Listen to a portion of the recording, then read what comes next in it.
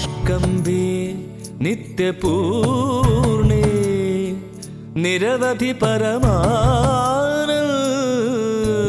പീയൂഷരൂപേ നിർലീനാനേകമുക്താവലി സുഭഗതമേ നിർമ്മല ബ്രഹ്മസിന്ധൗ.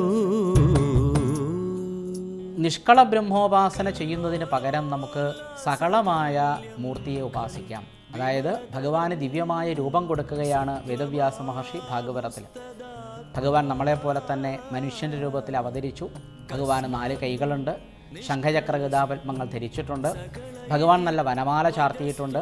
ഭഗവാൻ നല്ല ശ്രീവത്സം എന്ന മറുക് ഭഗവാന്റെ മാറിടത്തിൽ കാണാം. ഭഗവാന്റെ പാദങ്ങൾ മനോഹരമാണ്. ഭഗവാന്റെ കൈകൾ സുന്ദരങ്ങളാണ്. ഭഗവാന്റെ കണ്ണുകൾ കാണാൻ നല്ല രസമാണ്.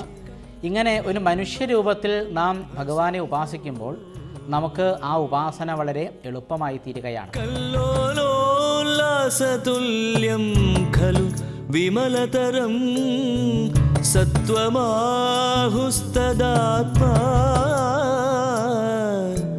കസ്മാന്നു നിഷ്കളസ്ത്വം സകല ഇതി വജസ്ത്വത്കലാസ്വേവ ഭൂമൻ